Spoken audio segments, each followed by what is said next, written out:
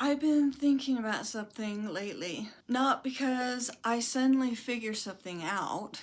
Actually, it's because I'm in one of those seasons when I'm not feeling well, which is why you see me wearing my nightgown and not wearing any makeup. When that happens, life has a way of just slowing me down. I've had to watch the dishes pile up, the refrigerator turn into a mess, the floors get sticky, so many things. And when that happens, the same question sneaks into my mind. If I can't be productive, who am I? What value do I have for my family? I have a feeling that I'm not the only one who's ever asked that question. And just to be clear, I'm not talking about the big question. I know that I'm a beloved child of God and that my life has purpose and meaning, but I'm talking about the smaller question about what value do I have at this moment to people around me other than I'm mom. When I can't help them the way I want to, who am I? So today, would you come and sit with me? Here, I'll pull over a stool by me and we'll have a little heart to heart. That would be great. And if you find yourself relating to any of this as we talk, you might want to subscribe. When people hear the word retirement, they often picture someone counting down the days until they finally get to stop working, that they're going to have a party, that they're going to go on vacations and do fun things around the house, take up hobbies. That wasn't my story. I didn't work one day and decide, this is it, I'm going to retire. No, I got sick and days turned into weeks. And then weeks turned into months. And then the 3 months leave ran out. And the day after that ran out, I got let go. I understood.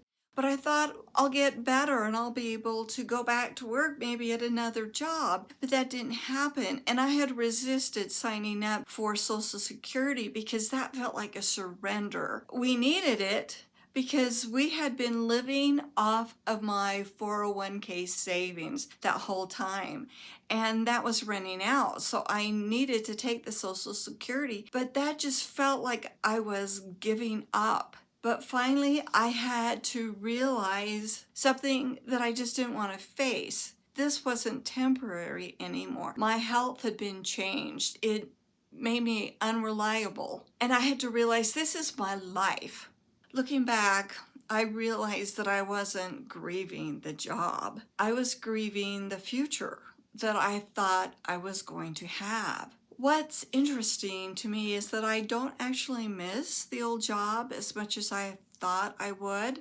After that happened, my husband had to come out of retirement and go back to work, and he was offered a job at the place where I used to work. And after he was down there a while, he just started to realize something. And he came home one day and he said, I don't know how you did that job, because it was a big job and it influenced everyone in the building almost. And it was highly stressful. I was constantly struggling to make certain things happen. I would come home at night intending to do things like cook and clean and have fun, and I just couldn't. I would just come and collapse and try to get enough energy to go back the next day. And after being there, he really got it. He understood what it was for me. So no, I don't think what I've really been grieving is the job itself. It's something else. I've realized that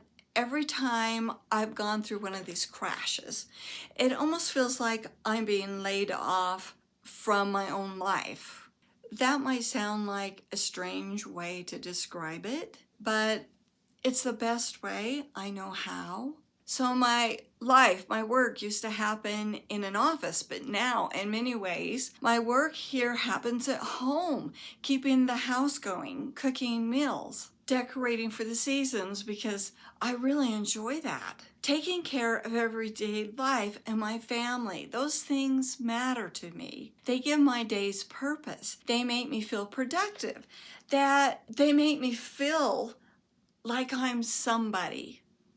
And then my body says, not today, not tomorrow, not this week.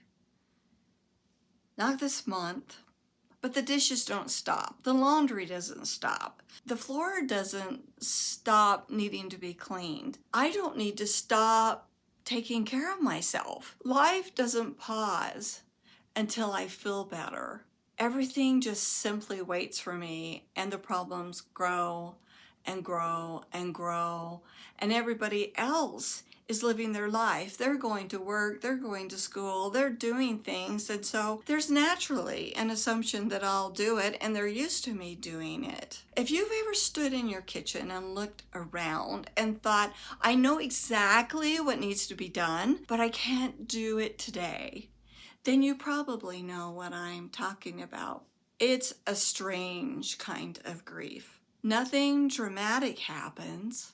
No one announces a loss, but the life you wanted to live just slips away a little further out of your reach for a while. I think that's why I've struggled so much with the idea of productivity. For most of my life, productivity was a good thing, and I was a hard worker, and I could get so much done so quickly. I worked hard, and I enjoyed working hard. I took care of people. I took care of things. I made things happen.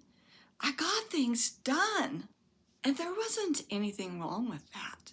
But somewhere along the way, I quietly started to believing that if I wasn't accomplishing something, then maybe I wasn't contributing. And if I wasn't contributing, then who was I?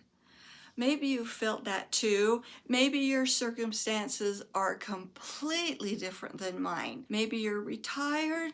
Maybe you're taking care of someone else. Maybe you've had financial setbacks. Maybe your health has changed. Maybe you have a bunch of kids and it's not going the way you imagined it could go, that it's just harder than you thought it could be, and there's just this cognitive dissonance between what you're able to do and what you think you're able to do. But I wonder if underneath all of these different stories, many of us are asking the same question.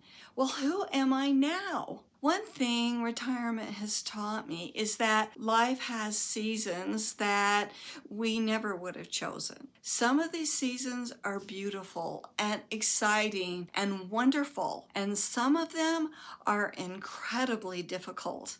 But most of them are a mixture of both. There are still days when I wish I had the energy I used to have, because I had a lot of energy. I had a surprising amount of energy, even during the time when I just had fibromyalgia.